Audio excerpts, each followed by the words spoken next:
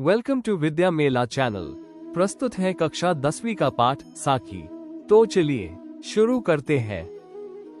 ऐसी बानी बोलिए मन का आपा खोए, अपना तन शीतल करे और उनको सुख होई। शब्दार्थ हम देखेंगे। बानी बोली, आपा अहम अहंकार, खोई त्याग करना, शीतल शीतल ठंडा या अच्छा, और दूसरों को होई होना। तो आइए इसका अर्थ हम देखें। इसमें कबीरदास जी कहते हैं कि हमें अपने मन का अहंकार त्याग कर ऐसी भाषा का प्रयोग करना चाहिए जिसमें हमारा अपना तन मन भी स्वस्थ रहे और दूसरों को भी कोई कष्ट ना हो, अर्थात दूसरों को भी सुख प्राप्त हो। यानी जब हम किसी से बात करते हैं तो हमारी भाषा या बोली पर हमें ध्यान देना चाहिए और दूसरों को बिल्कुल दुख या दर्द नहीं देना चाहिए। अगली साखी। कस्तूरी कुंडली बैसी, मृग ढूंढे बन माही, ऐसी घटी घटी राम है, दुनिया देखे नाही।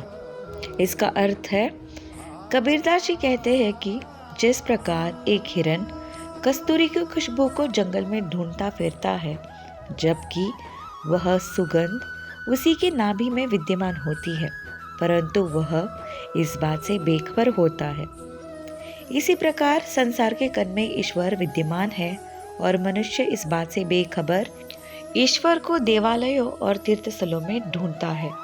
कबीर जी कहते हैं कि अगर ईश्वर को ढूंढना ही है तो अपने मन में ढूंढो। अगली साखी। जब मैं था तब हरि नहीं, अब हरि है मैं नाही, सब अंधियारा मिट गया, जब दीपक देखा माही। इसका अर्थ इस तरह से है। कबीरदास जी कहते हैं कि जब इस हृदय में मैं अर्थात मेरा अहंकार था, तब इसमें परमेश्वर का वास नहीं था, परंतु अब हृदय में अहंकार नहीं है तो इसमें प्रभु का वास है। जब परमेश्वर नामक दीपक के दर्शन हुए तो अज्ञान रूपी अंधकार मिट गया, यानी कि अहंकार का नाश हो गया। अगली साखी। सुखिया सब संसार है, खावे अरु सोवे, दुखिया दास कबीर है, जागे अरु रोवे। अर्थात कबीर जी कहते हैं कि संसार के लोग अज्ञान रूपी अंधकार में डूबे हुए हैं, अपनी मृत्यु आदि से भी अनजान सोए हुए हैं। ये सब देखकर कबीर जी दुखी है और वे रो रहे हैं। वे प्रभु को पाने की आशा में हमेशा चिंता में जागते रहते हैं। अगली साखी।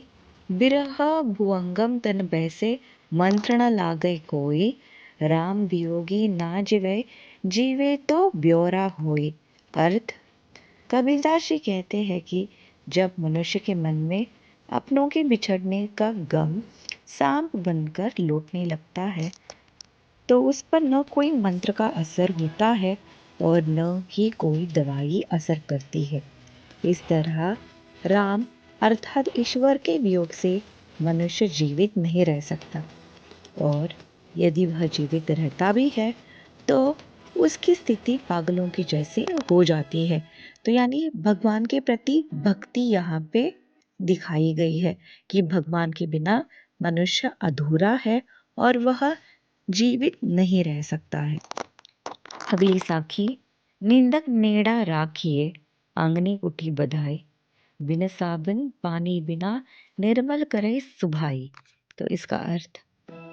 इसमें कबीरदास जी कहते हैं कि हमें हमेशा निंदा करने वाले व्यक्तियों को अपने निकट रखना चाहिए, हो सके तो अपने आंगन में ही उनके लिए घर बना लेना चाहिए, अर्थात हमेशा अपने आसपास ही रखना चाहिए, ताकि हम उनके द्वारा बताई गई हमारी गलतियों को सुधार सके।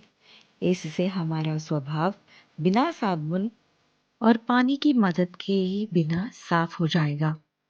अर्थात निंदक जितनी भी हमारी निंदा करे, हमारे स्वभाव को साफ करने का ही काम करेंगे, क्योंकि हम अपनी गलतियों को सुधारते जाएंगे और हम अपने जीवन में निखरते जाएंगे।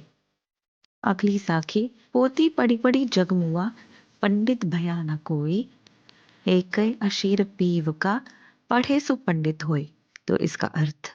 इस तरह से है कि कबीर जी कहते हैं इस संसार में मोटी मोटी पुस्तकें पढ़कर कई मनुष्य मर गए, परंतु कोई भी मनुष्य पंडित या ज्ञानी नहीं बन सका। यदि किसी व्यक्ति ने ईश्वर प्रेम का एक भी अक्षर पढ़ लिया होता तो वह पंडित बन जाता। अर्थात ईश्वर प्रेम ही एक सच है, इसे जानने वाला ही वास्तविक ज्ञानी है। अगली साखी।